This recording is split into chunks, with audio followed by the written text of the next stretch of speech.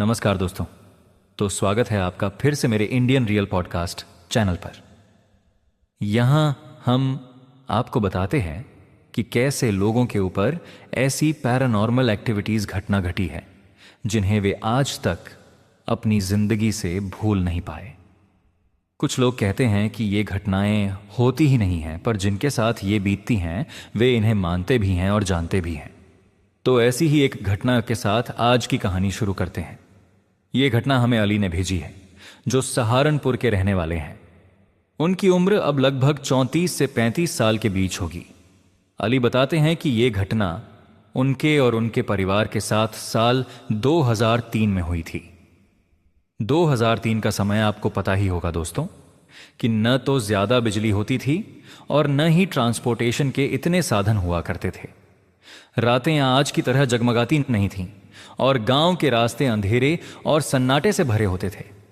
अली बताते हैं कि उनके परिवार में उनके अब्बू, अम्मी, उनकी छोटी बहन सना और 2 चाचा रहते थे। उनका परिवार बहुत ही हंसी खुशी से रहता था और घटना से पहले वे इन सब चीजों पर बिल्कुल विश्वास नहीं करते थे। उनके अब्बू पढ़े लिखे और ऊंचे विचारों वाले व्यक्ति थे, जो ऐसी बातों को अंधविश्वास मानते थे। वे हमेशा कहते थे कि डर इंसान के दिमाग में होता है, हकीकत में नहीं। लेकिन शायद उस रात कुछ ऐसा होने वाला था जो उनकी इस सोच को हमेशा के लिए बदल देता। अली बताते हैं कि साल 2003 में वे एक रिश्तेदार के घर शादी में गए थे। रिश्तेदार की बेटी की शादी थी। पूरा परिवार सुबह ही शादी में पहुंच गया था। घर में रोशनी, शोर शराबा, हंसी मजाक और ढोल की आवाजें गूंज रही थीं। रिश्तेदारों ने उनका बहुत अच्छे से स्वागत किया और उन्होंने शादी अच्छे से अटेंड की। सब कुछ सामान्य था। किसी को अंदाजा भी नहीं था कि यह खुशी भरा दिन एक डरावनी याद में बदलने वाला है। शादी खत्म होते होते रात के करीब 10 बज चुके थे। धीरे धीरे मेहमान जाने लगे। तभी अली के पापा ने घर लौटने की बात कही। रिश्तेदारों ने बहुत समझाया, रात हो चुकी है, सुबह चले जाना। लेकिन अली के पापा अगले दिन काम पर जाने की वजह से रुकना नहीं चाहते थे। उन्हें छुट्टी मुश्किल से मिली थी। उन्होंने हंसते हुए कहा, अरे भाई 10 किलोमीटर ही तो है, अभी निकलेंगे तो 1 घंटे में घर पहुंच जाएंगे। जिस रिश्तेदार के यहां शादी थी, उनका घर अली के घर से लगभग 10 किलोमीटर दूर था। बीच में गांव का इलाका पड़ता था, जहां न तो ज्यादा रोशनी होती थी और न ही पक्के रास्ते। खेतों के बीच से होकर जाने वाला रास्ता, इक्का दुक्का पेड़ और दूर दूर तक फैला सन्नाटा। जैसे जैसे रात गहराती जाती थी, रास्ता और भी सुनसान हो जाता था। रिश्तेदारों ने एक बार फिर कहा कि रात में मत जाओ, गांव का माहौल ठीक नहीं होता। कुछ लोग फुसफुसाते हुए बोले कि बीच में जो छोटा पुल पड़ता है, वहां रात में अजीब घटनाएं होती हैं। लेकिन अली के पापा ने इसे हंसी में टाल दिया। वे बोले, ये सब लोगों की बनाई हुई कहानियां हैं, चलो भाई देर हो रही है। ड्राइवर ने भी हिचकिचाते हुए कहा कि साहब, अगर आप कहें तो दूसरा रास्ता ले लेते हैं, थोड़ा लंबा है पर सुरक्षित है। मगर अली के पापा ने साफ मना कर दिया, समय नहीं है, सीधे रास्ते से चलते हैं। रात के लगभग 12:30 बज चुके थे। सड़क लगभग खाली थी। गाड़ी की हेडलाइट्स ही अंधेरे को चीरती हुई आगे बढ़ रही थीं। कुछ देर बाद वे उस छोटी सी नदी के पास पहुंचे, जिसके ऊपर एक पुराना सा पुल बना था। पुल के आसपास कोई घर नहीं था, बस नदी का धीमा बहाव और पेड़ों की सरसराहट। जैसे ही गाड़ी पुल पर चढ़ी, अचानक एक तेज आवाज आई, धड़म। गाड़ी हल्की सी झटकी और रुक गई। आगे का टायर पंक्चर हो चुका था। ड्राइवर घबरा गया। उसने धीरे से कहा, साहब मैंने कहा था ना। अली के पापा ने उसे डांटते हुए कहा, अरे भाई, रास्ते में कील रही होगी, जल्दी बदलो टायर। रात का सन्नाटा अब और भारी लगने लगा था। दूर कहीं कुत्तों के भौंकने की आवाज आ रही थी। अली, उनके चाचा और पापा गाड़ी से उतर गए। उन्होंने जल्दी जल्दी टायर बदला। सबके चेहरे पर हल्की बेचैनी थी, पर कोई मानने को तैयार नहीं था। टायर बदलकर वे फिर आगे बढ़े। पुल पार हो चुका था। सबने राहत की सांस ली। लेकिन शायद कहानी यहीं खत्म नहीं होनी थी। लगभग 4 से 5 किलोमीटर आगे बढ़ने के बाद अचानक फिर से गाड़ी हिचकोले खाने लगी। इस बार पीछे का टायर पंक्चर था। अब ड्राइवर के चेहरे का रंग उड़ चुका था। उसने कांपती आवाज में कहा, साहब ये ठीक नहीं है, एक साथ दो दो टायर, वो भी इसी रास्ते पर। अली के पापा ने खुद को शांत दिखाते हुए कहा, इत्तेफाक है बस, ज्यादा सोचो मत। लेकिन इस बार जब वे टायर बदल रहे थे तो अली को ऐसा महसूस हुआ जैसे कोई उन्हें दूर से देख रहा हो।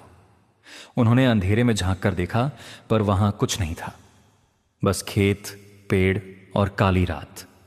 आखिरकार टायर बदलकर वे आगे बढ़े और करीब सुबह के 3 बजे घर पहुंचे।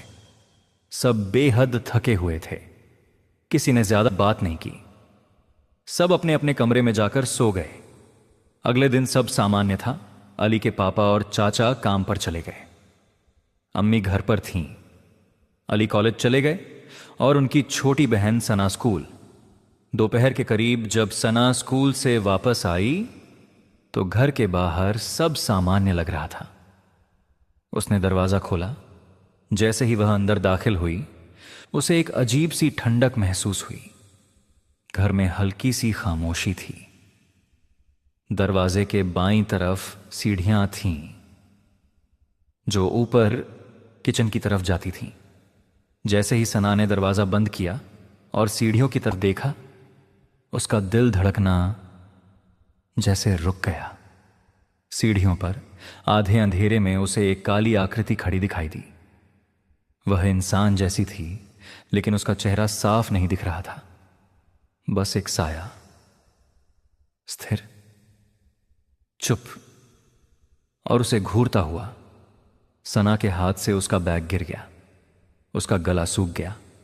वह चीखना चाहती थी, पर आवाज जैसे गले में अटक गई। अगले ही पल उसने जोर से अम्मी को पुकारा, अम्मी, और वहीं दरवाजे पर बेहोश होकर गिर पड़ी। ऊपर किचन में अम्मी को आवाज सुनाई दी। वे घबराकर नीचे आई। उन्होंने देखा कि सना दरवाजे पर बेसुध पड़ी है। घर में कोई और नहीं था। अम्मी का दिल जोर जोर से धड़कने लगा। उन्होंने सना को उठाया, पानी के छींटे मारे। कुछ देर बाद सना को होश आया, लेकिन वह बुरी तरह कांप रही थी। उसकी आंखें डरी हुई थीं। वह बार बार सीढ़ियों की तरफ इशारा कर रही थी, लेकिन कुछ बोल नहीं पा रही थी। शाम तक जब अली और उनके पापा घर लौटे तो सना को तेज बुखार था, 103 डिग्री। डॉक्टर को बुलाया गया, दवा दी गई, लेकिन बुखार कम नहीं हो रहा था। 1 हफ्ते तक सना घर पर ही रही। उसकी हालत धीरे धीरे बिगड़ने लगी। वह रात में अचानक उठकर सीढ़ियों की तरफ देखने लगती। कभी कहती कि कोई उसे बुला रहा है, कभी कहती कि वही काली आकृति उसके कमरे के बाहर खड़ी है।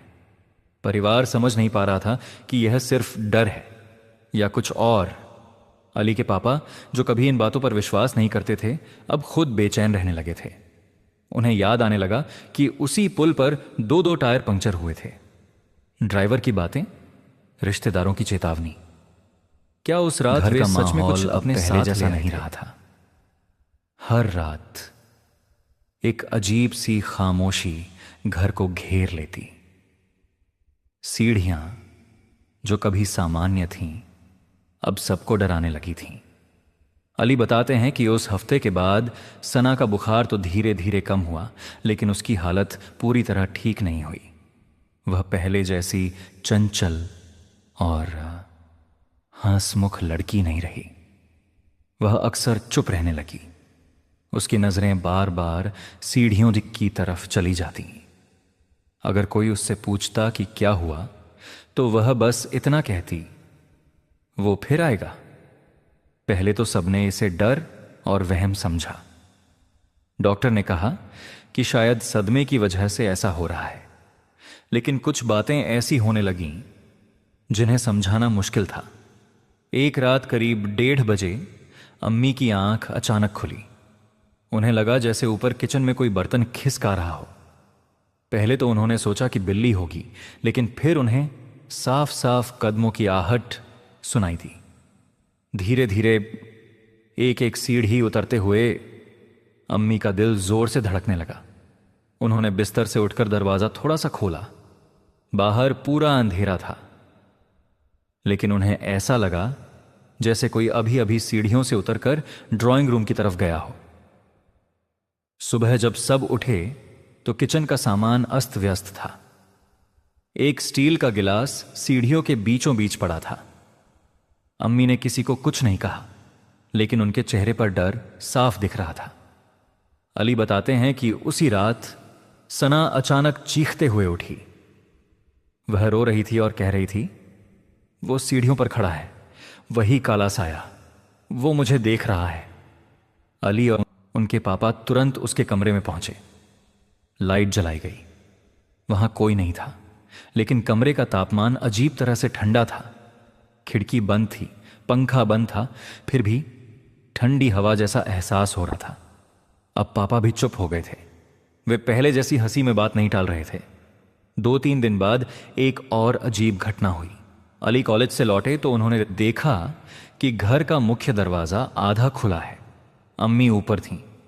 उन्होंने नीचे आकर बताया कि उन्होंने दरवाजा ठीक से बंद किया था। सना उस समय अपने कमरे में थी, लेकिन उसने कहा कि उसे लगा कोई अभी अभी अंदर आया है। उस रात ड्राइवर का फोन आया।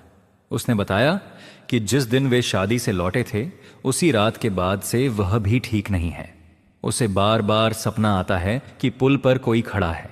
उसने यह भी कहा कि उसने उस रात पुल पार करते समय शीशे में कुछ देखा था, लेकिन डर के मारे बताया नहीं। यह सुनकर अली के पापा के चेहरे का रंग उड़ गया। अब परिवार को यकीन होने लगा कि शायद बात सिर्फ वहम की नहीं है। सना की हालत फिर बिगड़ने लगी। वह कभी कभी अपने आप से बातें करने लगती। एक दिन अम्मी ने उसे सीढ़ियों के पास खड़े देखा। वह किसी से धीरे धीरे बात कर रही थी। जब अम्मी ने पूछा कि किससे बात कर रही हो, तो उसने कहा, वो कह रहा है कि हम उसके रास्ते से गुजरे थे, वो नाराज है। यह सुनकर अम्मी के हाथ पैर ठंडे पड़ गए। अब अली के पापा ने पहली बार मान लिया कि मामला उनकी समझ से बाहर है। उन्होंने अपने एक जानने वाले मौलवी साहब को बुलाने का फैसला किया।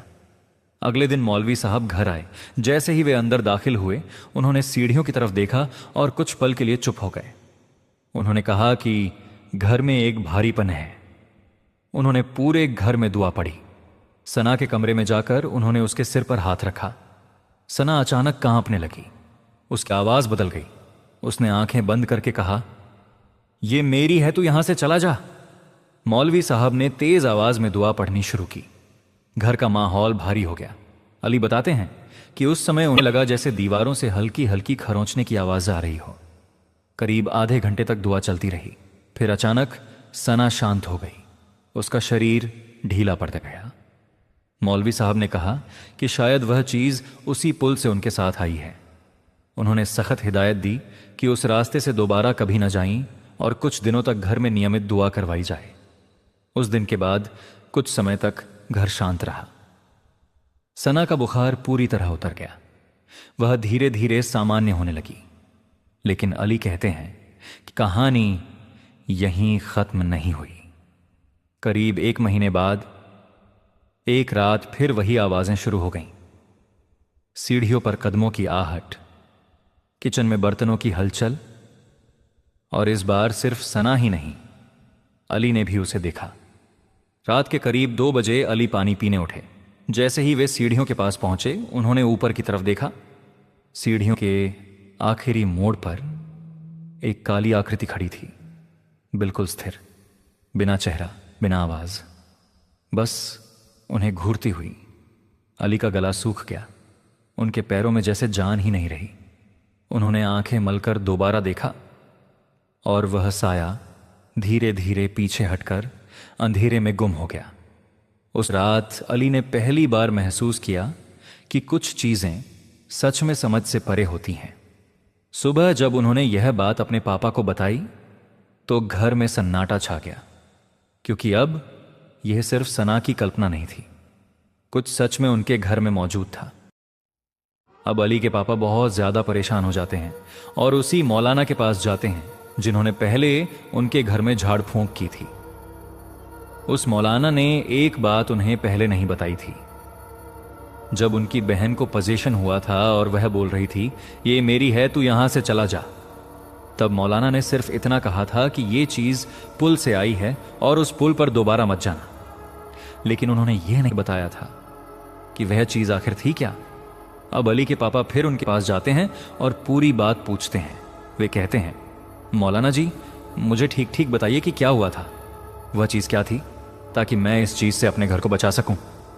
मौलाना कुछ देर चुप रहते हैं, फिर कहते हैं, वह एक जिन था। मैंने आपको इसलिए उस दिन नहीं बताया था क्योंकि मेरे गुरुजी अभी तक यहां नहीं आए थे।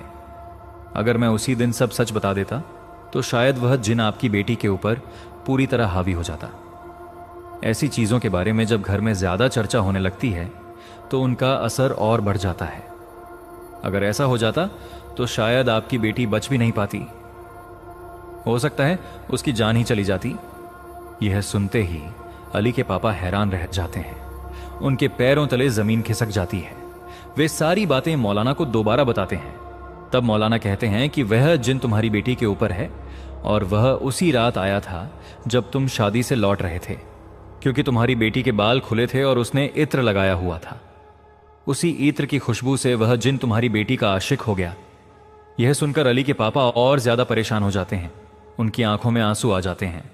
वे मौलाना से कहते हैं, किसी भी तरह मेरी बेटी को बचा लीजिए, हमारे घर को बचा लीजिए। अली के पापा घबरा कर पूछते हैं, अब क्या करेंगे मौलाना जी। मौलाना कहते हैं कि अब वे अपने गुरुजी से बात करेंगे, जो उनसे भी बड़े साधक हैं। फिर मौलाना अली के पापा को लेकर अपने गुरुजी के पास जाते हैं। दूसरे मौलाना बहुत सिद्धि वाले व्यक्ति थे। उन्होंने आंखें बंद करके ही बता दिया कि यह कोई मामूली जिन नहीं है, यह बहुत बड़ा और शक्तिशाली जिन है। वह उसी पुल के पास वाले पेड़ पर रहता था। वह सदियों पुराना जिन है। इसे हराना आसान नहीं होगा क्योंकि इसे किसी ने भेजा नहीं है, यह खुद आया है, और वह भी तुम्हारी बेटी के ऊपर। यह सुनकर अली के पापा और ज्यादा घबरा जाते हैं।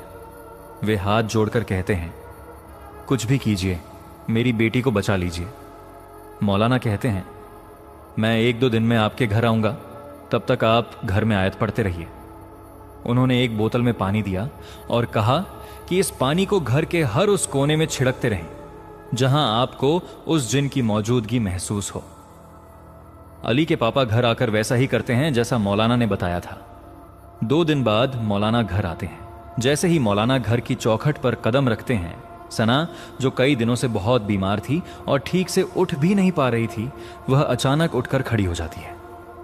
उस समय अली भी उसके कमरे में होते हैं और अम्मी भी सब देख रही होती हैं। सना की आंखें एकदम लाल हो जाती हैं, उसके बाल बिखर जाते हैं, उसका चेहरा इतना डरावना हो जाता है कि अली कहते हैं वह आज भी उस चेहरे को नहीं भूल पाए। मौलाना सना के कमरे में आते हैं। जैसे ही वे कमरे में कदम रखते हैं, सना के अंदर से मर्दाना आवाज निकलती है, मौलाना तू चला जा, मैं इसे नहीं छोड़ूंगा। मौलाना कहते हैं, तू कौन है? वह आवाज जवाब देती है, मैं इसका आशिक हूं, मैं इसे ऐसे नहीं छोड़कर जाऊंगा, मुझे यह पसंद है, मैं इसे अपने साथ लेकर जाऊंगा। मौलाना कहते हैं, मैं तुझे ऐसा नहीं करने दूंगा। जिन गुस्से में कहता है, तूने कुछ भी किया तो मैं इसे मार दूंगा। मौलाना समझ जाते हैं कि यह जिन आसानी से नहीं जाएगा। वे आयत पढ़ना शुरू करते हैं। जिन हंसता है और कहता है, तुझसे कुछ नहीं होगा। तब मौलाना अपनी सिद्धि का प्रयोग करते हैं। वे अपने 2 अच्छे जिन को छोड़ते हैं। वे दोनों अच्छे जिन मिलकर उस जिन को काबू में कर लेते हैं और एक बोतल में कैद कर लेते हैं। मौलाना वह बोतल अली के पापा को देते हैं और कहते हैं कि इसे उसी पुल के पास वाले पेड़ के नीचे दफना आओ। अली के पापा वैसा ही करते हैं। वे पुल के पास जाकर उस पेड़ के नीचे बोतल को दफना आते हैं। उसके बाद मौलाना समझाते हैं कि रात को इत्र लगाकर या बाल खुले रखकर सुनसान रास्तों से नहीं गुजरना चाहिए। ये चीजें ऐसी ताकतों को आकर्षित करती हैं और जो चीजें खुद आती हैं उन्हें वापस भेजना आसान नहीं होता। इतना कहकर मौलाना वहां से चले जाते हैं। अली बताते हैं कि उसके बाद उनकी बहन पूरी तरह ठीक हो गई। आज उसकी शादी हो चुकी है और उसके 2 बच्चे हैं। अली भी अब ठीक है, लेकिन अली कहते हैं कि वह रात, वह साया और वह चेहरा वह अपनी पूरी जिंदगी में कभी नहीं भूल पाएंगे।